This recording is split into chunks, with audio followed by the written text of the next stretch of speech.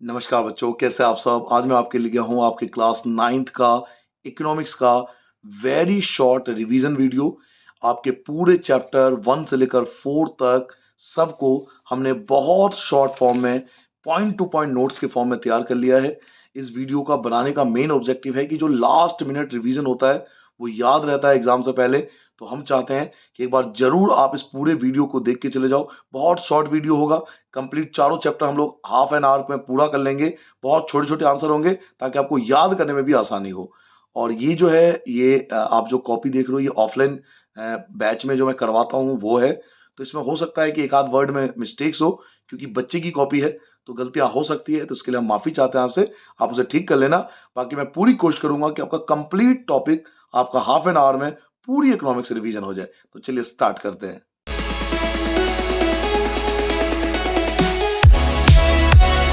शुरुआत करते हैं चैप्टर 1 से, the story of village Palampur. देखिए, फर्स्ट क्वेश्चन आता है कि पालमपुर जो है वो किस टाइप का विलेज है। तो it is a hypothetical village. हम जानते हैं हाइपोथेटिकल का मतलब होता है जो एग्जिस्ट नहीं करता, बस हमने उसको मान लिया कि कोई विलेज है पालमपुर नाम का। तो पालमपुर एक हाइपोथेटिकल विलेज है। Main activity in Palampur, Palampur की जो मेन एक्टिविटी है वो फार्मिंग है। यहाँ पे 75% लोग जो हैं वो फार्मिंग एक्टिविटी करते हैं।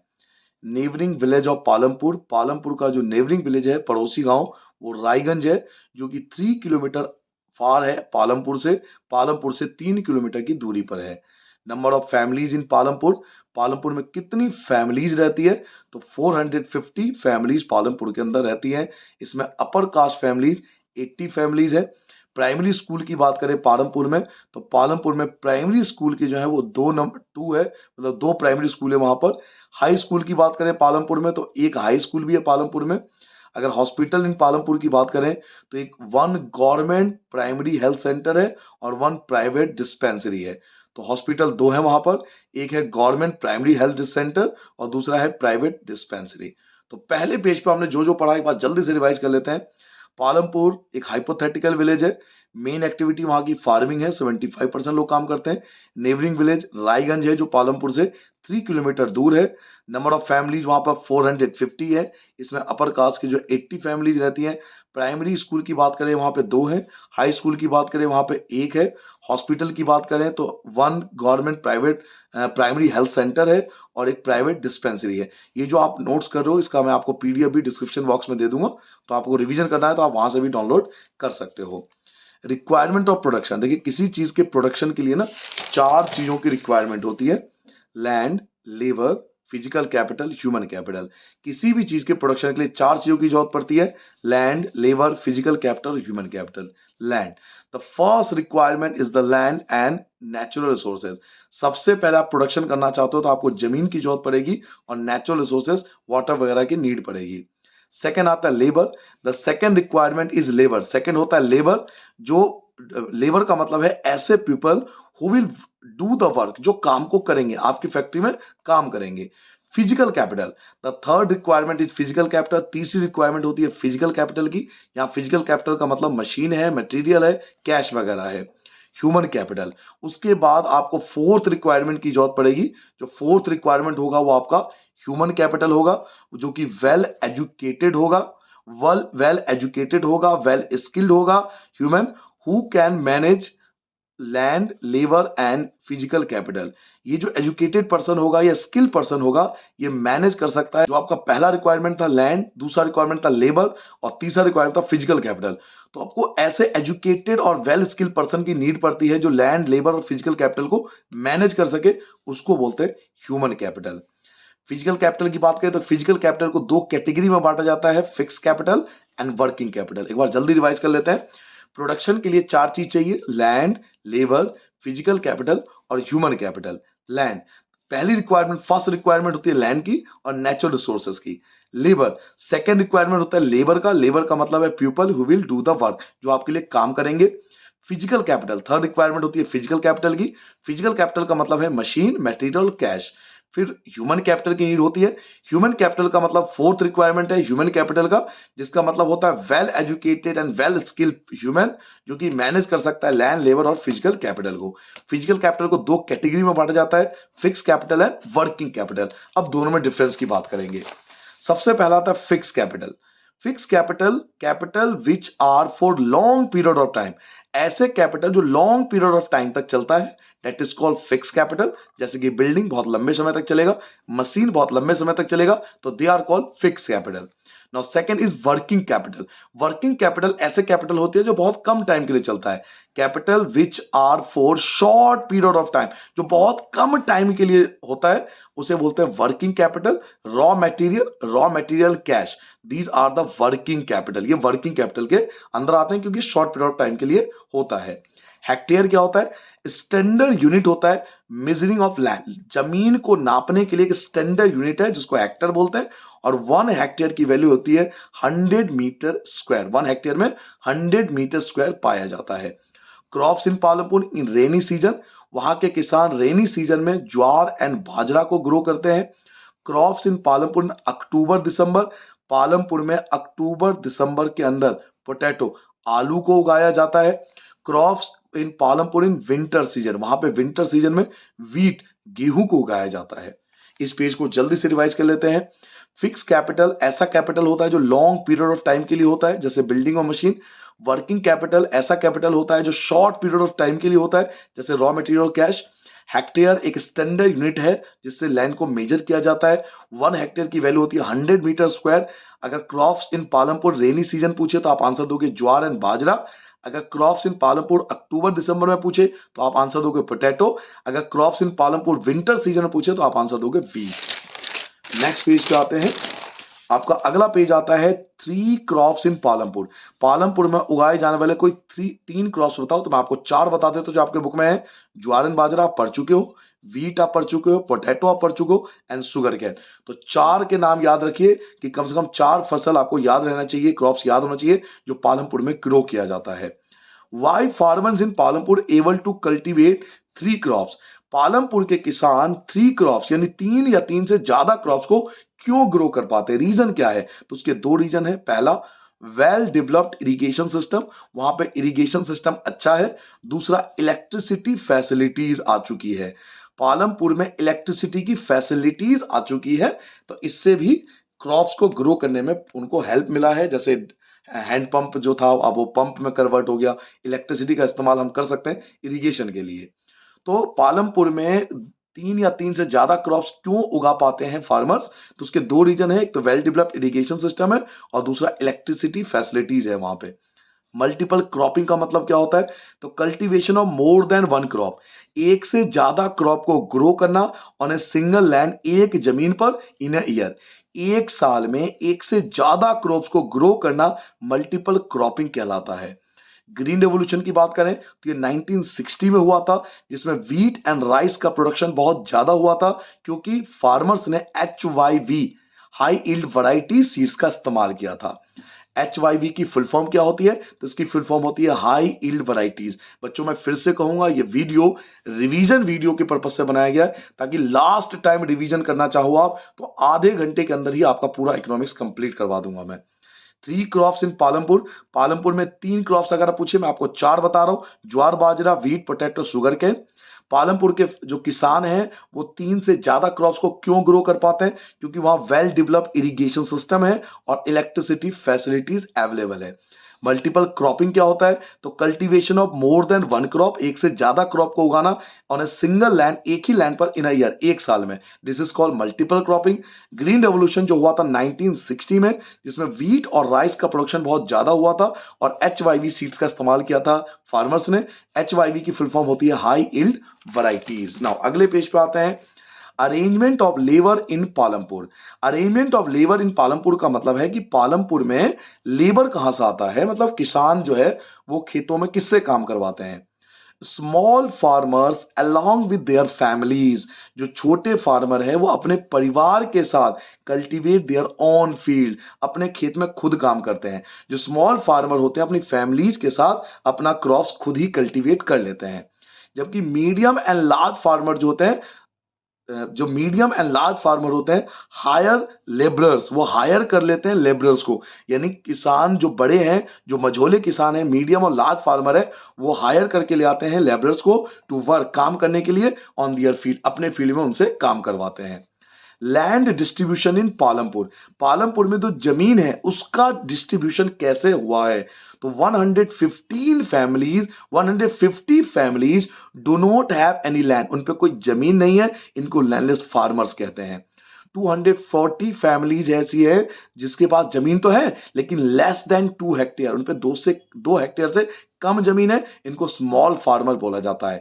60 family have more then 2 hectare land, 60 families ऐसी हैं जिन पे 2 हेक्टेयर से ज्यादा जमीन है, इनको मीडियम फार्मर बोला जाता है। और some families have more than 10 hectare land, कुछ फैमिलीज ऐसी है जिन पे 10 हेक्टेयर से भी ज्यादा जमीन है, they are called large farmer. ठीक है, now advantage of arrangement of capital in Palampur, Palampur में कैपिटल कहां से आता है, कैपिटल का मतलब पैसा, मनी, ये पैसा कहां से आता है पालमपुर में, तो small farmer have to borrow money, जो छोटे किसान हैं उनको अमाउंट बोरो करना पड़ता है, लोन लेना पड़ता है, उधार लेना पड़ता है फ्रॉम लार्ज फार्मर, बड़े किसानों से या साहूकारों से या बिजनेसमैन से, आप कुछ भी लिख सकते हो।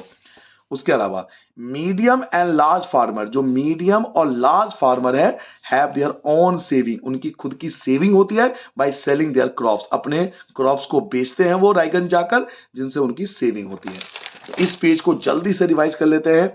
लेबर का अरेंजमेंट कहां होता है पालमपुर में, तो स्मॉल फार्मर अपने परिवार के साथ अपने कल्टीवेट खुद कर लेते हैं अपने फील्ड पर, जबकि मीडियम फार्मर और लार्ज फार्मर हायर कर लेते हैं लेबरर्स को ताकि वो उनके फील्ड में काम कर सके। लैंड का डिस्ट्रीब्यूशन कैसे किया गया है पालमपुर में, तो 150 फैमिली है जिन पे कोई जमीन नहीं है, they are called landless farmer. 250 families है जिन पे 2 हेक्टेयर से कम जमीन है, they are called small farmers. 60 families ऐसी हैं जिन पे 2 हेक्टेयर से ज्यादा जमीन है, they are called medium farmers. और कुछ ऐसे फैमिलीज हैं जिन पे 10 हेक्टेयर से भी ज्यादा लैंड है, that is called large farmer. Capital कहां से आता है, तो स्मॉल फार्मर को बोरो करना पड़ता है, उधार लेना पड़ता है लार्ज फार्मर से, बड़े किसानों से, जबकि मीडियम और लार्ज फार्मर की अपनी खुद की सेविंग होती है क्योंकि वो क्रॉप्स को बेचते हैं रायगंज जाकर। नॉन फार्मिंग एक्टिविटीज बताओ पालमपुर में, पालमपुर में नॉन फार्मिंग एक्टिविटी 4 है। डेयरी, जिसमें मिल्क और मिल्क से रिलेटेड चीजें आप लिख सकते हो। स्मॉल स्केल मैन्युफैक्चरिंग, जिसमें छोटे स्केल पर मैन्युफैक्चर किया जाता है, छोटी छोटी चीजें, मिट्टी से बनी हुई है, लकड़ी से बना हुआ। शॉपकीपर्स, दुकान, जिसमें किराने की दुकान आती है। ट्रांसपोर्टेशन वहां पे भी है, मतलब कुछ लोग ट्रांसपोर्टेशन में लगे हुए हैं, यात्रियों को या चीजों को एक जगह से दूसरी जगह पहुंचाने के लिए, तो they are called non farming activities in Palampur. Modern farming method, देखिए मॉडर्न फार्मिंग मेथड में 4 चीजों का इस्तेमाल होता है। HYV सीड्स का इस्तेमाल होता है, फर्टिलाइजर पेस्टिसाइड्स का इस्तेमाल होता है, फार्म मशीनरी का मतलब होता है ट्रैक्टर वगैरह मशीनों का इस्तेमाल होता है, और वेल डेवलप्ड इरिगेशन सिस्टम का इस्तेमाल होता है। तो मॉडर्न फार्मिंग मेथड के अंदर 4 चीजें आती हैं, HYV सीड्स, फर्टिलाइजर और पेस्टिसाइड्स, फार्म मशीनरी और well developed irrigation system. How electricity help farmers in Palampur, electricity ने कैसे हेल्प की किसानों की पालमपुर में। Electricity transform the system of irrigation, electricity ने ट्रांसफॉर्म कर दिया, द सिस्टम ऑफ इरिगेशन, सिंचाई करने के पूरे सिस्टम को वहां पे ट्रांसफॉर्म कर दिया क्योंकि ट्यूबवेल्स वगैरह आ गई, तो किसानों को, फार्मर को इससे बहुत हेल्प हुआ। Why wages in Palampur less than minimum wages, Palampur में जो लोग रहते हैं उनकी वेजेस, उनकी सैलरी मिनिमम वेजेस से भी कम क्यों है। मिनिमम वेजेस बदलती रहती है, जैसे इस समय 350 है मिनिमम वेजेस, तो पालमपुर के किसान कम वेजेस पे भी काम करने के लिए क्यों तैयार होते हैं, तो इसका आंसर मैं बताने वाला हूं। पहले हम ये रिवाइज कर लेते हैं कि हमने इस चैप्टर में क्या क्या पढ़ा, सॉरी इस पेज पे क्या क्या पढ़ा। नॉन फार्मिंग एक्टिविटी पालमपुर में डेयरी आता है, स्मॉल स्केल मैन्युफैक्चरिंग आता है, शॉपकीपर्स आता है, ट्रांसपोर्टेशन आती है। मॉडर्न फार्मिंग मेथड में HYV सीड्स आता है, फर्टिलाइजर और पेस्टिसाइड्स आता है, फार्म मशीनरी आती है, और वेल डेवलप इरिगेशन सिस्टम आता है।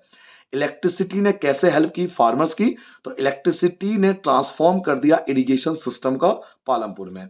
वेजेस, कम वेजेस पे भी काम करने के लिए क्यों तैयार है पालमपुर के किसान, तो आप आंसर दोगे because of low availability of work, वहां पे वर्क जो है ना बहुत कम अवेलेबल है, and more people are ready for some work, और अधिकतर लोग तैयार होते हैं काम करने के लिए, यानी वर्क अवेलेबिलिटी कम है और वर्क फोर्स ज्यादा है, वर्क कम अवेलेबल है और काम करने वाले ज्यादा हैं, इसलिए कम वेजेस पे भी वहां पे लोग काम करने के लिए तैयार है। Negative impact of green revolution, देखिए ग्रीन रेवोल्यूशन के पॉजिटिव इंपैक्ट तो बहुत सारे हैं, लेकिन दो नेगेटिव इंपैक्ट भी है। एक है, पहला है loss of fertility of soil, soil की जो फर्टिलिटी थी वो कम हो गई, सॉइल की फर्टिलिटी कम हो गई, जो लगातार ग्रीन रिवोल्यूशन से मिट्टी की उर्वरता खत्म हो गई, और रिड्यूसिंग अंडरग्राउंड वाटर लेवल, जो अंडरग्राउंड वाटर लेवल था वो भी कम होता जा रहा है डे बाय डे। तो ग्रीन रिवोल्यूशन से ये दो नेगेटिव इंपैक्ट हुए थे। तो ये था बच्चों आपका चैप्टर 1। अब आते हैं जस्ट इसके बाद हम चैप्टर 2 पे। चलिए जी चैप्टर 2 आ जाइए।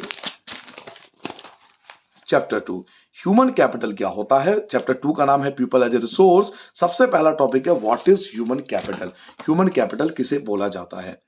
पॉपुलेशन बिकम ह्यूमन कैपिटल, कोई भी पॉपुलेशन ह्यूमन कैपिटल बन जाता है व्हेन देयर इज इन्वेस्टमेंट, जब इन्वेस्टमेंट होता है made in the form of education, जब उसमें इन्वेस्टमेंट किया जाता है उसके एजुकेशन में, उसको ट्रेनिंग दी जाती है और उसकी अच्छी हेल्थ होती है। तो कोई भी पॉपुलेशन ह्यूमन कैपिटल बन जाएगा जब इन्वेस्टमेंट होगा, उसको उसके अंदर इन्वेस्टमेंट किया जाएगा उसके एजुकेशन के लिए, ट्रेनिंग के लिए और हेल्थ के लिए। आपके माता पिता आपको पढ़ा रहे हैं, एजुकेशन में इन्वेस्ट कर रहे हैं, आपको आगे जाके आपको ट्रेनिंग देगी गवर्नमेंट और उस पर माता पिता खर्च भी करेंगे, तो उस वहां पे इन्वेस्टमेंट होगी। और आपकी तबीयत के लिए भी ध्यान रखते हैं, आपको हेल्दी फूड खिलाते हैं ताकि आप बीमार ना हो। तो जब इन्वेस्टमेंट किया जाता है एजुकेशन के लिए, ट्रेनिंग के लिए, हेल्थ के लिए, तो वो पॉपुलेशन ह्यूमन कैपिटल बन जाता है। pupil एज ए रिसोर्स, इसका मतलब क्या है, what is the meaning of pupil as a resource. It is a way of referring to a countries working people, जो लोग होते हैं ना, वर्किंग पीपल जो होते हैं किसी देश के, उसको बोलते हैं पीपल एज ए रिसोर्स। जैसे मैं आपको पढ़ा रहा हूं, मैं वर्किंग पीपल हूं, इस देश का एक काम करने वाला व्यक्ति हूं, तो मैं भी आपके लिए एक रिसोर्स हूं। तो पीपल एज ए रिसोर्स का मतलब है किसी देश का वर्किंग पीपल या वर्किंग पॉपुलेशन। एक्टिविटीज को, सेक्टर को, काम करने को तीन कैटेगरी में बांटा जाता है। तीन टाइप के सेक्टर होते हैं बच्चों, primary sector, secondary sector, tertiary sector. और हर बच्चे को याद करके जाना चाहिए कि प्राइमरी सेक्टर में क्या आता है, सेकेंडरी में क्या आता है, टर्टरी में क्या आता है। देखिए प्राइमरी सेक्टर में आता है agriculture, animal husbandry, fishing, mining, poultry farming, ये सब प्राइमरी सेक्टर में आता है। जल्दी रिवाइज कर ले। Human capital, population became human capital, कोई भी पॉपुलेशन ह्यूमन कैपिटल हो जाती है जब इन्वेस्टमेंट किया जाता है उसके एजुकेशन में, ट्रेनिंग और हेल्थ में। पीपल एज ए रिसोर्स का मतलब है किसी देश का वर्किंग पॉपुलेशन। एक्टिविटी या सेक्टर को तीन कैटेगरी होती है, primary, secondary, Tartary. Primary sector में आता है agriculture, animal husbandry, fishing, mining और पोल्ट्री फार्मिंग। उसके बाद आता है सेकेंडरी सेक्टर, सेकेंडरी सेक्टर में आता है मैन्युफैक्चरिंग, कंस्ट्रक्शन वर्क और फैक्ट्रीज, ये सब सेकेंडरी सेक्टर में आता है। टर्टरी सेक्टर में आता है ये जो सर्विसेज प्रोवाइड करते हैं, चाहे वो एजुकेशन हो, इंश्योरेंस में काम करने वाले लोग हो, बैंकिंग हो, ट्रांसपोर्टेशन हो, हेल्थ सर्विसेज हो। तो अगर इसमें हम काम कर रहे हैं तो हम टर्टरी सेक्टर में आते हैं। जैसे जो सर्विस प्रोवाइड करते हैं एजुकेशन सेक्टर का, इंश्योरेंस सेक्टर का, बैंकिंग सेक्टर का, ट्रांसपोर्टेशन सेक्टर का, हेल्थ सर्विसेज प्रोवाइड करते हैं, ये सब टर्टरी सेक्टर में आते हैं। इकोनॉमिक एक्टिविटीज क्या होती है, एक्टिविटीज फॉर अर्निंग मनी, यानी जो पैसे कमाने के लिए एक्टिविटी होता है उसे बोलते हैं economic activities. These activities add value to the national income, इन एक्टिविटीज को नेशनल इनकम में जोड़ा जाता है। ऐसी एक्टिविटी जो पैसे कमाने के उद्देश्य हो और इनको नेशनल इनकम में ऐड किया जाता है, that is called economic activities. लेकिन कुछ नॉन इकोनॉमिक एक्टिविटीज भी होती है, activities for not earning money, जो पैसे कमाने के उद्देश्य नहीं होता, this called non economic activity. जैसे मम्मी आपके लिए खाना बनाती है तो वो नॉन इकोनॉमिक एक्टिविटी है, काम तो कर रही है ना वो, लेकिन ये जो एक्टिविटीज होती है ना वो ऐड नहीं होता नेशनल इनकम में, ये नेशनल इनकम में ऐड नहीं होता, तो this is called non economic activity. जल्दी रिवाइज कर लेते हैं। सेकेंडरी सेक्टर में आता है मैन्युफैक्चरिंग, कंस्ट्रक्शन वर्क और फैक्ट्रीज। टर्टरी सेक्टर में आता है सर्विसेज प्रोवाइड करने वाले, education, insurance, banking, transportation, health service, ये सब टर्टरी सेक्टर में आता है। इकोनॉमिक एक्टिविटी जिसका ऑब्जेक्ट होता है पैसा कमाना और ये नेशनल इनकम में ऐड होता है। नॉन इकोनॉमिक एक्टिविटी जिसका ऑब्जेक्ट होता है नॉट अर्निंग मनी, पैसा नहीं कमाना और ये इकोनॉमिक एक्टिविटी में ऐड नहीं होता है। नेक्स्ट पेज पे आते हैं टाइप्स ऑफ इकोनॉमिक एक्टिविटी। अब इकोनॉमिक एक्टिविटी दो कैटेगरी की होती है, एक होती है मार्केट एक्टिविटी, एक होता है non market activity. Market activity क्या होती है, activities perform for earning profit, जो प्रॉफिट के पर्पज से किया जाए, that is market activity. Selling a car by a company, एक कंपनी कार को बेचती है तो मार्केट एक्टिविटी है क्योंकि वो प्रॉफिट कमाएगा उससे। नॉन मार्केट एक्टिविटी क्या होती है, activity perform for selling consumption, self consumption, ऐसी एक्टिविटी जो परफॉर्म किया जाता है सेल्फ कंजम्पशन के लिए, खुद के कंजप्शन के लिए एक्टिविटी की जाती है तो that is called non market activities. Cooking food, food को पकाना मदर द्वारा, आपकी मम्मी जो आपके लिए खाना बनाती है तो वो नॉन मार्केट एक्टिविटी में आएगा क्योंकि वो फैमिली के लिए खाना बनाती है। तो अगला आता है क्वालिटी ऑफ पॉपुलेशन। देखिए किसी देश की क्वालिटी ऑफ पॉपुलेशन तीन चीजों से पता लगती है, उसकी लिटरेसी रेट से, लाइफ एक्सपेक्टेंसी से और हेल्थ से। क्वालिटी ऑफ पॉपुलेशन में तीन चीज आती है, लिटरेसी रेट, लाइफ एक्सपेक्टेंसी और हेल्थ। रोल ऑफ एजुकेशन, अगर ये क्वेश्चन पूछा जाता है कि एजुकेशन का हमारी लाइफ में क्या रोल है तो फर्स्ट पॉइंट बताओगे, it enhance the national income, ये नेशनल इनकम को बढ़ाता है। Second, it enhance the cultural richness, इससे कल्चरल रिचनेस बढ़ती है, आपको अपने कल्चर के बारे में पता लगता है। It enhance the efficiency of governance, enhances the efficiency of governance, सरकार का जो काम का तरीका होता है वो डे बाय डे सुधरता है। तो एजुकेशन का क्या रोल है, इससे नेशनल इनकम बढ़ता है, कल्चर रिचनेस बढ़ती है और गवर्नेंस की जो एफिशिएंसी है वो भी इंक्रीज होती है। जल्दी रिवाइज कर लेते हैं। इकोनॉमिक एक्टिविटी दो होती है, market activity, non market activity. Market activity की जाती है प्रॉफिट कमाने के लिए जैसे कार बेचना, नॉन मार्केट एक्टिविटी की जाती है सेल्फ कंजप्शन के लिए जैसे मम्मी का खाना बनाना। क्वालिटी ऑफ पॉपुलेशन तीन चीजों से पता लगती है, literacy rate, life expectancy, health से। एजुकेशन का क्या रोल है, तो ये इनहेंस करता है नेशनल इनकम को, ये इनहेंस करता है कल्चर रिचनेस को, ये इनहेंस करता है गवर्नेंस की एफिशिएंसी को। अच्छा, रोल ऑफ गवर्नमेंट, गवर्नमेंट ने क्या किया एजुकेशन के लिए, सरकार कुछ कर रही है नहीं कर रही है एजुकेशन के लिए, तो रोल ऑफ गवर्नमेंट, गवर्नमेंट ने क्या क्या स्टेप उठाए देखिए। Establish Navodaya Vidyalaya in each district, government ने नवोदय विद्यालय खोला है हर एक डिस्ट्रिक्ट में आपको पढ़ाने के लिए। सर्व शिक्षा अभियान लॉन्च किया है 6 to 14 ईयर्स एज के बच्चों को, जिसमें फ्री एजुकेशन दिया जाता है, और मिड डे मील स्कीम शुरू करा। तो ये तीनों स्टेप गवर्नमेंट ने तो उठाया ना आपको पढ़ाने के लिए, नवोदय विद्यालय ओपन करा, सर्व शिक्षा अभियान लॉन्च किया आपके लिए, मिड डे मील स्कीम शुरू करा आपको पढ़ाने के लिए। रोल ऑफ हेल्थ, हेल्थ का क्या रोल है हमारी लाइफ में, मतलब हेल्थ क्यों जरूरी है जीवन में, तो it help to realise potential and the ability to fight illness. देखिए एक तो हमें अपनी पोटेंशियल का पता लगता है, अगर हम हेल्दी होंगे तो हमें अपनी पोटेंशियल का ज्ञान होगा, और दूसरा हम बीमारियों से लड़ पाएंगे। Second, a healthy person able to maximise output, वो मैक्सिमाइज आउटपुट कर सकता है। भाई हेल्दी होंगे तभी तो आप अच्छे से पढ़ पाओगे, तो मैक्सिमाइज आउटपुट दे पाओगे, हेल्दी होंगे तभी तो आप जॉब कर पाओगे अच्छे से, तो मैक्सिमाइज आउटपुट दोगे समाज को। बर्थ रेट क्या होता है, it is the number of babies born for every 1000 people, 1000 लोगों पर कितने बेबीज ने जन्म लिया एक साल में, that is called birth rate. Death rate क्या होता है, it is the number of person dead for every 1000 person, 1000 person पर कितने लोगों की डेथ हो गई, that is the death rate. Infant mortality rate, infant mortality rate का मतलब है ऐसे बच्चे जो एक साल के अंदर ही किसी कारण से डेथ होगी उनकी, तो उसे इन्फेंट मोर्टेलिटी रेट कहते हैं।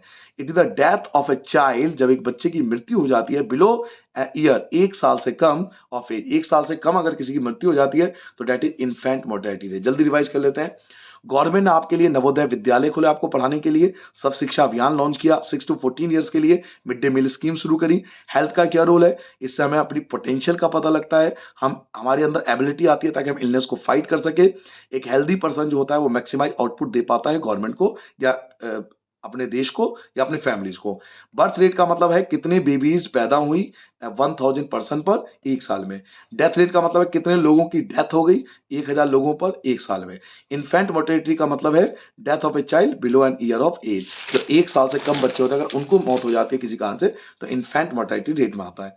अनएम्प्लॉयमेंट क्या होता है, when a person is willing to work, जब एक पर्सन काम करने के लिए तैयार है बट ही और she is not able to find a job, लेकिन उसको काम नहीं मिल पा रहा, तो डेट इज कॉल्ड अनएम्प्लॉयमेंट, उसे अनएम्प्लॉयमेंट कहते हैं। जब एक पर्सन काम करने के लिए तैयार हो लेकिन उसे काम नहीं मिल पा रहा सुटेबल वेजेस पर, तो that is unemployment.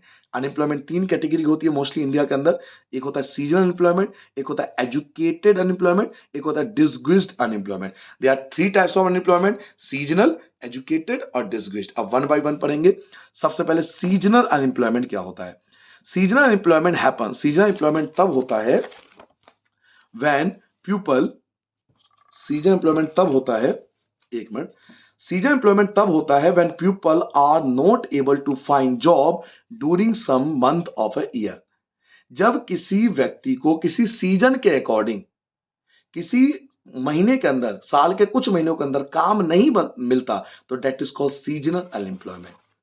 People depend on agriculture, वो लोग जो एग्रीकल्चर पे डिपेंड है वो फेस करते हैं सीजनल अनएम्प्लॉयमेंट को। कई बार बाढ़ आ गई, कई बार क्या हो गया कि सूखा पड़ गया, तो कुछ सीजन में काम होगा नहीं, तो सीजनल अनएम्प्लॉयमेंट है। एजुकेटेड अनएम्प्लॉयमेंट क्या होती है? व्हेन एन एजुकेटेड पर्सन, जब एक पढ़े लिखे व्यक्ति is not able to find job, जब एक पढ़े लिखा व्यक्ति जॉब नहीं ढूंढ पाता, तो that is called educated unemployment. इसे एजुकेटेड अनएम्प्लॉयमेंट कहते हैं। ऐसा होता क्यों है? तो it happen due to the lack of skill. ये लैक ऑफ स्किल की वजह से होती है। अगर आपके अंदर स्किल नहीं है, तो अगर आप रट के पास हो जाओगे, स्किल नहीं होगा आपके पास, तो आपको एजुकेटेड अनएम्प्लॉयमेंट से गुजरना पड़ेगा। जल्दी रिवाइज कर लेते हैं। अनएम्प्लॉयमेंट क्या होता है? तो अनएम्प्लॉयमेंट वो सिचुएशन होती है जब आप काम करने के लिए तैयार हो लेकिन आपको काम नहीं मिलता। अनएम्प्लॉयमेंट तीन होते हैं: seasonal, educated, discouraged. Seasonal employment होता है जब साल के कुछ महीनों में काम मिले और बाकी सीजन में काम ना मिले, तो that is called season employment. जो लोग एग्रीकल्चर पर डिपेंड होते हैं उनको फेस करना पड़ता है सीजन एम्प्लॉयमेंट। एजुकेटेड अनएम्प्लॉयमेंट, जब एक एजुकेटेड पर्सन को काम नहीं मिलता तो that is called educated unemployment, और ऐसा होता है due to lack of skill, कौशल की कमी के कारण। Now, last is disguised unemployment. What is disguised unemployment? This is also called hidden unemployment. इसको hidden unemployment कहते हैं। यानी लोग काम करते हुए दिखाई तो देंगे लेकिन एक्चुअल में वो काम नहीं कर रहे हैं। In case of disguised unemployment, disguised unemployment के केस में people appear to be employed, लोग काम करते हुए दिखते हैं। This usually happen among family member. ये तब होता है जब सारे फैमिली मेंबर इंगेज होता है एग्रीकल्चर एक्टिविटी में। यानी काम करते हुए तो सारे दिखते हैं, पूरा फैमिली मेंबर बिजी है, लेकिन उतना काम 2 या 3 व्यक्ति ही कर सकता है पूरे फैमिली के बजाय। तो जब मान लीजिए कोई वर्क है वो 5 पर्सन से हो सकता है, लेकिन उसमें 8 लोग लगा रखे हैं हमने, तो यहाँ 3 पीपल एक्स्ट्रा लगे हुए हैं, तो दैट इज कॉल्ड डिसग्यूज्ड अनएम्प्लॉयमेंट। ये छुपे हुए बेरोजगार है। The work required the service of 5 people. मान लीजिए कोई ऐसा काम है जिसमें 5 लोगों की सर्विस की नीड है, बट इंगेज 8 पीपल, लेकिन लगे हुए 8 लोग हैं, तो 3 पीपल आर एक्स्ट्रा। यहाँ पे 3 लोग एक्स्ट्रा है। अगर इन 3 लोगों को हमने रिमूव कर दिया वर्क से, तो हमारे प्रोडक्शन पे कोई इंपैक्ट नहीं पड़ेगा क्योंकि ये एक्स्ट्रा थे। तो दैट इज डिसग्यूज्ड अनएम्प्लॉयमेंट। जल्दी रिवाइज कर लें। डिसग्यूज्ड अनएम्प्लॉयमेंट के केस में पीपल एंगेज दिखाई देते हैं, काम करते हुए दिखाई देते हैं, लेकिन एक्चुअल में अनएम्प्लॉयड होते हैं। ऐसा तब होता है जब फैमिली मेंबर एंगेज होते हैं एग्रीकल्चर एक्टिविटी में। मान लीजिए कोई ऐसा वर्क है जो 5 लोग कर सकते हैं, लेकिन वहां पे 8 लोग काम कर रहे हैं, तो वहां 3 पीपल एक्स्ट्रा है। अगर इन 3 एक्स्ट्रा लोगों को हटा दिया जाए वर्क से, तो हमारे प्रोडक्शन पे कोई इंपैक्ट नहीं पड़ेगा। नाउ चैप्टर 3 पे आते हैं, पॉवर्टी एज ए चैलेंज। आज इंडिया के अंदर पॉवर्टी की बात करें तो 270 मिलियन लोग जो हैं वो पॉवर्टी लाइन से नीचे रहते हैं। पॉवर्टी का मतलब क्या होता है? What is poverty? When a person not able to fulfil his basic need. जब कोई पर्सन अपनी बेसिक नीड को, यानी फूड, क्लॉथ, शेल्टर, जब अपनी बेसिक नीड को पूरा नहीं कर पाता तो उसे पॉवर्टी बोलते हैं। Poverty seen by social scientist, लेकिन सोशल साइंटिस्ट इन तीनों के अलावा और भी कुछ देखते हैं। समाज देखता है सैनिटेशन, कि आप कितना साफ सुथरे रखते हो, क्लीन ड्रिंकिंग वाटर पी पाते नहीं पी पाते, एजुकेशन आपकी अच्छी है या नहीं है, और disease due to malnutrition, malnutrition के कारण आप बीमार तो नहीं पड़ते। तो सोशल साइंटिस्ट पॉवर्टी को इस फॉर्म में देखती है, सैनिटेशन के फॉर्म में, क्लीन ड्रिंकिंग वाटर के फॉर्म में, एजुकेशन के फॉर्म में, और माल न्यूट्रिशन के फॉर्म में। सोशल एक्सक्लूजन का मतलब क्या होता है? अकॉर्डिंग टू दिस कॉन्सेप्ट, इस कॉन्सेप्ट के अनुसार poverty must be seen in terms of poor having to live. इसको इस तरीके से देखना चाहिए कि गरीब लोगों को रहना पड़ता है ओनली विद द पुअर, मतलब गरीब को गरीब के साथ रहना पड़ता है, सराउंडिंग विद अदर पीपल। यानी एक गरीब को जब दूसरे गरीब के साथ रहना पड़ता है तो सोशल एक्सक्लूजन बोलता है। होता क्या है कि हम किसी व्यक्ति को ना मजबूर कर देते हैं, अपने समाज से बाहर निकाल देते हैं कि वो ऐसे व्यक्ति के साथ रहे जहां वो पहले से ही गरीब लोग रहते हैं। तो जब हम किसी व्यक्ति को मजबूर कर देंगे कि वो अपने समाज से निकाल के गरीबों के साथ भेज देंगे, तो that is called social exclusion. ठीक है, रिवाइज कर लेते हैं। आज इंडिया में 270 मिलियन पीपल गरीबी रेखा के नीचे हैं। पॉवर्टी का मतलब होता है जब कोई पर्सन अपनी बेसिक नीड को पूरा नहीं कर पाता, और सोशल साइंटिस्ट इसको सैनिटेशन, ड्रिंकिंग वाटर, एजुकेशन, माल न्यूट्रिशन के फॉर्म में देता है। सोशल एक्सक्लूजन का मतलब होता है गरीब को गरीब के साथ रहने के लिए मजबूर करना, सोशल एक्सक्लूजन कहलाता है। नाउ वनरेबल ग्रुप वो लोग हैं जो बहुत, जिनमें अधिकतर परसेंटेज गरीबों की है, जिसमें शेड्यूल कास्ट आता है, शेड्यूल ट्राइब्स आते हैं, लेबर आता है और लैंडलेस फार्मर आते हैं। पॉवर्टी लाइन क्या होती है? ये एक मेथड होता है, it is a method to determine poverty of person, जिससे पता लगता है कि कोई व्यक्ति पुअर है या नहीं है। अगर उस लाइन से ऊपर, उसे बोलते हैं, उस लाइन से नीचे वाले को बोलते हैं बिलो पॉवर्टी लाइन, और उस लाइन से ऊपर वाले को एपीएल बोलते हैं, अबव पॉवर्टी लाइन। अमेरिका में वो व्यक्ति गरीब है माना जाता है, पुअर माना जाता है जिसपे अपनी कार नहीं है। इंडिया में पॉवर्टी लाइन मेजर करने के दो मेथड है, एक है कैलोरी के बेस पर, एक है इनकम के बेस पर। कैलोरी के बेस पर रूरल एरिया में अगर 2400 कैलोरी पर डे पर पर्सन खा रहा है तो गरीब नहीं है। अर्बन एरिया में अगर आप 2100 कैलोरी पर डे पर पर्सन खा रहे हो तो आप गरीब नहीं हो। इनकम के बेस पर अगर आप रूरल एरिया में 27 रुपये पर डे पर पर्सन कमा रहे हो तो आप गरीब नहीं हो, और अर्बन एरिया में 33 रुपीज पर डे पर पर्सन कमा रहे हो तो आप गरीब नहीं हो। जल्दी रिवाइज कर लेते हैं। वनरेबल ग्रुप में आता है एससी, फिर एसटी, फिर लेबर और लैंडलेस फार्मर। पॉवर्टी लाइन एक मेथड होता है जिससे डिटरमाइन होता है किसी पर्सन की पॉवर्टी। अमेरिका में वो व्यक्ति गरीब है जिस पर अपनी कार नहीं है। इंडिया में पॉवर्टी लाइन मेजर करने के दो मेथड है, कैलोरी और इनकम। रूरल एरिया में 2400 कैलोरी, अर्बन एरिया में 2100 कैलोरी। रूरल एरिया में 27 रुपये, अर्बन एरिया में 33 रुपये। ठीक है ना। अगले पेज पे आते हैं एनएसएसओ की फुल फॉर्म। ये सारा डाटा इकट्ठा करता है एनएसएसओ, जिसकी फुल फॉर्म है national sample survey organisation. Global poverty, देखिए वर्ल्ड बैंक कहता है कि अगर आप पर डे पर पर्सन $1.9 से कम कमाते हो तो आप पॉवर्टी लाइन से नीचे आते हो।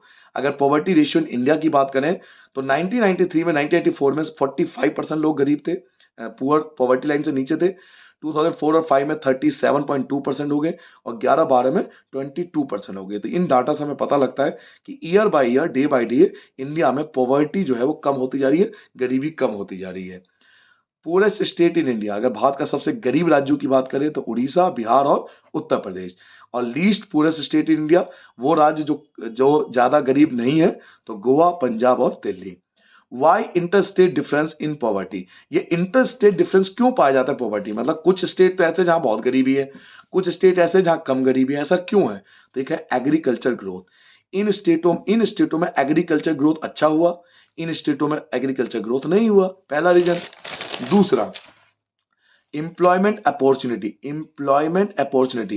कुछ स्टेटों में, पंजाब, हरियाणा, दिल्ली, महाराष्ट्र, इन स्टेटों में एम्प्लॉयमेंट अपॉर्चुनिटी अच्छी है, इसलिए वहां पे गरीबी भी कम है। और जबकि बिहार, उड़ीसा वगैरह में एम्प्लॉयमेंट अपॉर्चुनिटी कम है, इसलिए गरीबी ज्यादा है। पॉलिटिकल रीजन भी है, यहाँ पॉलिटिकल पार्टी ऐसी होती है कई बार कि वो काम करना ही नहीं चाहती गरीबों के लिए, तो पॉलिटिकल रीजन भी हो सकता है। ग्लोबल पॉवर्टी की बात करें तो याद रखिए, सब सहारा अफ्रीका में सबसे ज्यादा पॉवर्टी है, सब सहारा अफ्रीका में सबसे ज्यादा पॉवर्टी है। लैटिन अमेरिका जैसे देशों में सबसे कम पॉवर्टी है। और चाइना, साउथ ईस्ट एशिया वगैरह में पहले पॉवर्टी थी लेकिन अब पॉवर्टी बहुत कम हो चुकी है। चाइना, साउथ ईस्ट एशिया वगैरह में poverty day by day reduce होती जा रही है। पॉवर्टी के कारण क्या है, लोग गरीब होते क्यों हैं? तो एक तो लैंडलेस होना, जमीन अपना ना होना, लार्ज फैमिली साइज होना, परिवार का बड़ा आकार होना, लैक ऑफ एजुकेशन होना, अच्छे तरह से पढ़े लिखे नहीं, लैक ऑफ स्किल होना, कोई कौशल नहीं आती, पुअर हेल्थ होना, बीमार रहते हैं। तो ये रीजन है पुअर पॉवर्टी का। अब गवर्नमेंट ने कई सारे एंटी पॉवर्टी मेजर्स खोले, जिसमें से मनरेगा है, एनएफडब्ल्यूपी है, पीएमआरवाई है, जो मैं आपको एक एक करके समझाऊंगा, इनकी फुल फॉर्म भी बताऊंगा। एक बार मैं जल्दी से आपको रिवाइज करा देता हूं। देखिए, ग्लोबल पॉवर्टी की बात करें तो सब सहारा अफ्रीका में सबसे ज्यादा पॉवर्टी है, लैटिन अमेरिका जैसे देशों में सबसे कम पॉवर्टी है, चाइना, साउथ ईस्ट एशिया में day by day poverty reduce होता जा रहा है। पॉवर्टी की कॉजेस की बात करें तो लैंडलेस होना, लार्ज फैमिली साइज का होना, लैक ऑफ एजुकेशन होना, लैक ऑफ स्किल होना, पुअर हेल्थ होना। एंटी पॉवर्टी मेजर में ये सारे प्रोग्राम आएंगे जो मैं वन बाय वन आपको समझा रहा हूँ, जो गवर्नमेंट ने लॉन्च किए हैं, जो सरकार ने लॉन्च किए हैं गरीबों के लिए। इनमें सबसे इंपॉर्टेंट है मनरेगा, वो ये है MNREGA, Mahatma Gandhi national rural employment guarantee act MNREGA. ये बहुत इंपॉर्टेंट है। इसको सब पास किया गया था 2005 में, 2005 में इसको लॉन्च किया गया था। The act promised a minimum of 100 day assured employment in a year. ये एक्ट प्रॉमिस करता है गरीबों को कि साल में मिनिमम 100 डे का एम्प्लॉयमेंट आपको जरूर मिलेगा। 1/3 एम्प्लॉयमेंट जो है रिजर्व किया गया है वुमेन के लिए। और applicant can get employment with in 15 days. Applicant को 15 डेज के अंदर ही रोजगार मिल जाएगा मनरेगा के अंदर। National food for work programme NFWP, ये लॉन्च हुआ था 2004 में। 150 मोस्ट बैकवर्ड डिस्ट्रिक्ट, जो इंडिया के सबसे मोस्ट बैकवर्ड डिस्ट्रिक्ट है, वहां लॉन्च हुआ था प्रोग्राम। ये जो हुआ था वो ओपन हुआ था ऑल रूरल पुअर, जो गरीब है, जो गांव वगैरह में रहते हैं, उनके लिए लॉन्च हुआ था, उनकी एम्प्लॉयमेंट अपॉर्चुनिटी के लिए। और इस प्रोग्राम को 100% स्पॉन्सर करा सेंट्रल गवर्नमेंट ने, केंद्र सरकार ने। प्राइम मिनिस्टर रोजगार योजना पीएमआरवाई, ये लॉन्च हुआ था 1993 में, बस ये याद कर लीजिए। और इसका एम था कि सेल्फ एम्प्लॉयमेंट अपॉर्चुनिटी को डेवलप करना, किसके अंदर सेल्फ एम्प्लॉयमेंट अपॉर्चुनिटी? तो एजुकेटेड पर्सन जो रूरल एरिया में रहते हैं और स्मॉल टाउन में रहते हैं, उनको सेल्फ एम्प्लॉयमेंट अपॉर्चुनिटी के अवसर देना। स्वर्ण जयंती ग्राम स्वरोजगार योजना ये लॉन्च हुआ था 1999 में। इसका मेन एम था जो पुअर फैमिलीज है उनको पॉवर्टी लाइन से ऊपर लाना। जो पुअर फैमिलीज है उनको पॉवर्टी लाइन से ऊपर लाना, ये स्वर्ण जयंती ग्राम स्वरोजगार योजना का मेन मकसद था। एक बार जल्दी रिवाइज कर लेते हैं। मैंने आपको यहाँ पर मनरेगा बताया था। मनरेगा लॉन्च हुआ था 2005 में। इस प्रोग्राम में प्रॉमिस किया गया है कि 100 डे का एम्प्लॉयमेंट मिलेगा एक साल के अंदर कम से कम। 1/3 सीट रिजर्व है वुमेन के लिए। एप्लीकेंट को 15 डे के अंदर ही रोजगार मिल जाएगा। National food for work programme launch हुआ था 2004 में। 150 मोस्ट बैकवर्ड डिस्ट्रिक्ट जो कंट्री के हैं, इसमें जो रूरल पुअर है उनको वेजेस एम्प्लॉयमेंट अपॉर्चुनिटी की बात की गई थी और 100% पैसा सेंट्रल गवर्नमेंट इसमें देगी। प्राइम मिनिस्टर रोजगार योजना लॉन्च हुआ था 1983 में और इसमें मेन ऑब्जेक्टिव था सेल्फ एम्प्लॉयमेंट की अपॉर्चुनिटी डेवलप करना एजुकेटेड पर्सन में जो रूरल एरिया में रह रहे हैं, स्मॉल टाउन में रह रहे हैं। स्वर्ण जयंती ग्राम स्वरोजगार योजना 1989 में लॉन्च हुआ था। इसका मेन एम था जो पुअर फैमिलीज है उनको पॉवर्टी लाइन से ऊपर लाना। उसके अलावा इसका एक और ऑब्जेक्ट था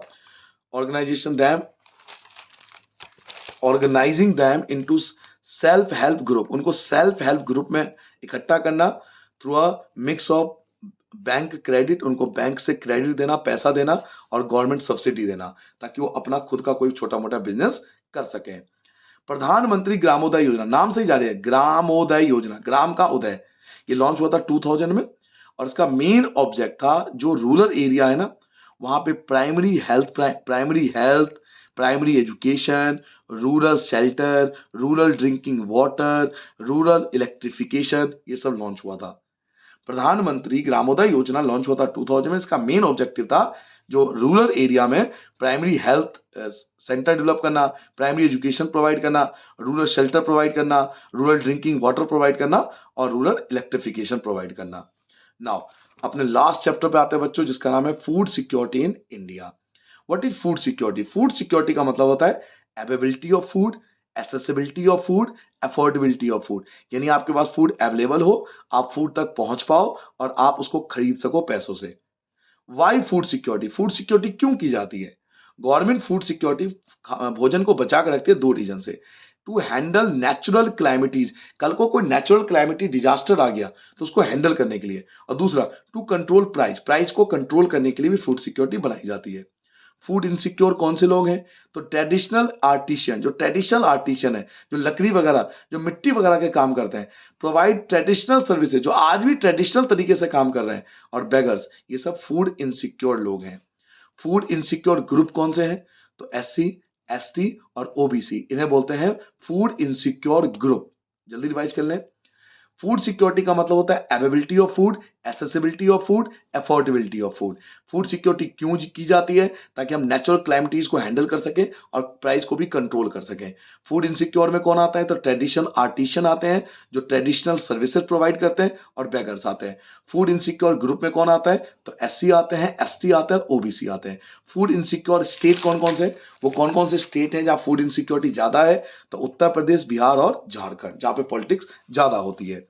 टाइप्स ऑफ हंगर, हंगर दो प्रकार के होते हैं, एक होता है सीजनल हंगर, एक होता है क्रॉनिकल हंगर। मैं आपको नॉर्मल बताता हूं। सीजनल हंगर जो पर्टिकुलर एक सीजन में हो, क्रॉनिकल हंगर जो लंबे समय से चलता आ रहा है। ये होते हैं इनकम के बेस पर, अगर इनकम कम होगी तो क्रॉनिकल हंगर, और ये होता है किसी सीजन के खराब हो जाने के कारण सीजनल हंगर। तो दोनों में डिफरेंस पूछता है, बता देता हूं। It is a consequence of diet persistently, अगर आप प्रॉपर डाइट नहीं ले रहे हो बहुत लंबे समय तक, इनएडिक्वेट मतलब बहुत कम मात्रा में डाइट ले रहे हो बहुत लंबे समय तक, तो क्रॉनिकल हंगर है। और it is related to the cycle of food growing, जो फूड हम ग्रो कर रहे हैं और हार्वेस्ट कर रहे हैं, काट रहे हैं, उनके बीच का जो टाइम होता है उसे बोलते हैं सीजनल हंगर, क्योंकि उस समय लगभग फूड वगैरह किसानों पे खत्म हो चुके होते हैं। पुअर पीपल, जो गरीब लोग हैं, वो सफर करते हैं इस टाइप के हंगर से, क्योंकि उनके पास लो इनकम होती है, वो खरीद ही नहीं पाते, वो अनाज को या अच्छी चीजों को खरीद ही नहीं पाते क्योंकि उनकी लो इनकम है, तो वो कम खाते हैं। That is Chronicle hunger. Found in rural area, seasonal hunger mostly rural area में पाया जाता है, क्योंकि सीजनल नेचर के कारण एग्रीकल्चर सेक्टर के सीजन खराब हो गया तो काम जो है वो नहीं हुआ, नहीं मिला, तो सीजनल हंगर का मेन रीजन ये है। ग्रीन रेवोल्यूशन हम पहले पढ़ चुके हैं, 1960 में हुआ था। व्हीट एंड राइस का प्रोडक्शन बहुत ज्यादा हुआ था, पंजाब और हरियाणा सबसे ज्यादा प्रोडक्शन किया था और HYV सीड का इस्तेमाल हुआ था। व्हाइट रेवोल्यूशन हुआ था जुलाई 1968 में। इसका मेन ऑब्जेक्ट था प्रोडक्शन ऑफ मिल्क, अधिक से अधिक दूध का उत्पादन करना। जल्दी रिवाइज करा देता हूं। फूड इनसिक्योर स्टेट है उत्तर प्रदेश, बिहार और Jharkhand. Seasonal hunger, Chronicle hunger में डिफरेंस मैंने आपको बताया। क्रॉनिकल हंगर अगर आप डाइट कम ले रहे हो, कम क्वांटिटी में ले रहे हो। सीजनल हंगर होता है जो फूड का साइकिल होता है ग्रोइंग से लेकर हार्वेस्टिंग तक, उसकी वजह से। क्रॉनिकल हंगर पुअर पीपल को सफर करना पड़ता है क्योंकि उन पर इनकम नहीं होती। और chronic seasonal hunger rural area में होता है, जो एग्रीकल्चर का सीजनल नेचर है उसकी वजह से। ग्रीन रेवोल्यूशन 1960 में हुआ था। व्हाइट एंड राइस का प्रोडक्शन सबसे ज्यादा हुआ था, पंजाब और हरियाणा में सबसे ज्यादा प्रोडक्शन हुआ था और HYV सीड्स का इस्तेमाल हुआ था। व्हाइट रेवोल्यूशन 1960 में हुआ था जिसमें प्रोडक्शन ऑफ मिल्क बहुत ज्यादा किया गया था। बफर स्टॉक क्या होता है? देखिए, गवर्नमेंट है, गवर्नमेंट क्या करती है, मैं आपको यहां समझाता हूं। देखिए, गवर्नमेंट है, गवर्नमेंट ने अपनी ने एजेंसी बनाई जिसका नाम है FCI, food corporation of India. Food corporation of India क्या करता है, ये जाता है फार्मर्स के पास कि फार्मर्स आप हमें अपना अनाज दे दो। फार्मर फ्री में थोड़ी दे देगा, तो FCI इसको अमाउंट देगी। FCI इसको अमाउंट देगी, उसको बोलेंगे MSP, बोलो मिनिमम सपोर्टिंग प्राइस। FCI ने इनको पैसे दिए फार्मर्स को और फार्मर ने इनको अपना अनाज दे दिया। क्लियर हो गई मेरी बात? गवर्नमेंट ने एजेंसी बनाई FCI, FCI फार्मर के पास गई, फार्मर से जो है वो अनाज खरीदा, तो इसके लिए वो MSP देगी, मिनिमम सपोर्टिंग प्राइस, पैसे देंगी और फार्मर इनको अनाज अपना दे देगा। अब FCI क्या करती है, ये जो अनाज खरीदा है उन सबको बड़े बड़े गोडाउन बना रखे हैं। गवर्नमेंट गोडाउन बने हुए, गोदाम जिसको बोलते हैं हिंदी में, उसमें इसको भर के रख देती है। ये जो अनाज खरीदा था ना, उसको भर के रख देती है। इसको बोलते हैं बफर स्टॉक। इसको क्या बोलते हैं? Buffer stock. याद रहेगा, यही चीज यहां पे समझाने की कोशिश की गई है। Buffer stock is the stock, buffer stock वो स्टॉक है फूड ग्रेन का, नेमली व्हीट एंड राइस, अधिकतर इसमें व्हीट और राइस होता है, प्रोड्यूस बाय द गवर्नमेंट, जो गवर्नमेंट इकट्ठा करके रखती है through food corporation of India, FCI के द्वारा। FCI परचेज करती है व्हीट और राइस, किससे? फ्रॉम द फार्मर, फार्मर से। और where the there is a surplus production, जहां पे ज्यादा प्रोडक्शन होता है ना, वहां के फार्मर से ये परचेज करके स्टॉक बना लेती है, तो that is called buffer stock. और ये बहुत ज्यादा आपके एग्जाम में आता है। Minimum supporting price, minimum supporting price MSP अभी बताया था, वो प्राइस जो FCI पे करती है फार्मर्स को, क्यों? अनाज को खरीदने के लिए। और मिनिमम सपोर्टिंग प्राइस होती है ना, ये पहले ही बता, गवर्नमेंट पहले ही अनाउंस कर देती है ताकि किसान अधिक से अधिक अनाज जो है वो FCI को बेचे। तो MSP पहले ही बता दी जाती है कि किस रेट पर क्या बिकेगा। द फार्मर्स आर पेड, मैंने आपको बताया ना, फार्मर्स को पेड किया जाता है एक प्री अनाउंस प्राइस, पैसा उनके क्रॉप्स के लिए। इस प्राइस को ही मिनिमम सपोर्टिंग प्राइस कहा जाता है। और MSP डिक्लेयर करती है, कौन डिक्लेयर करती है? गवर्नमेंट डिक्लेयर करती है एवरी ईयर, हर एक साल, before the sowing season.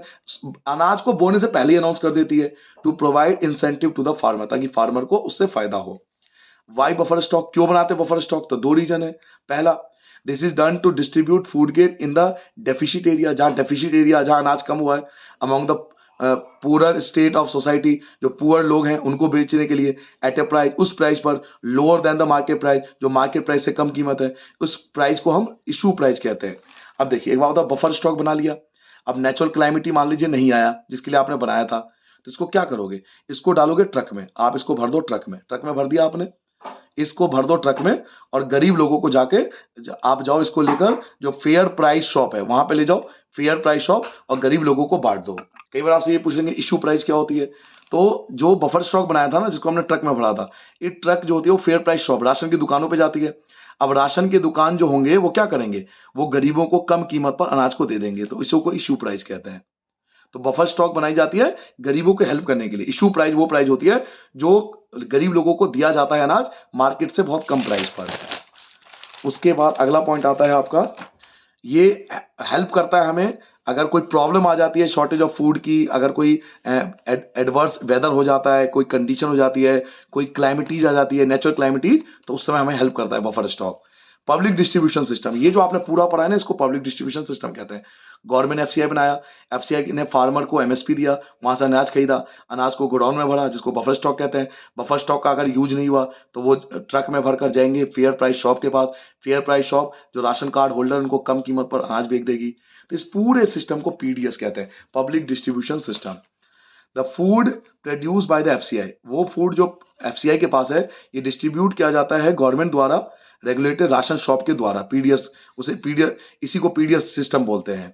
Ration shop को हम लोग फेयर प्राइस शॉप कहते हैं, FPS, जो मैं आपको बता रहा था, इसको फेयर प्राइस शॉप कहते हैं, जो स्टॉक रखती है फूड ग्रेन का, शुगर का, केरोसिन ऑयल वगैरह का कुकिंग के लिए। दीज आइटम, ये सभी आइटम जो है वो सोल्ड किया जाता है पीपल को एक प्राइस पर जो कि लोअर देन होता है मार्केट प्राइस से, जिसको इशू प्राइस भी कहते हैं।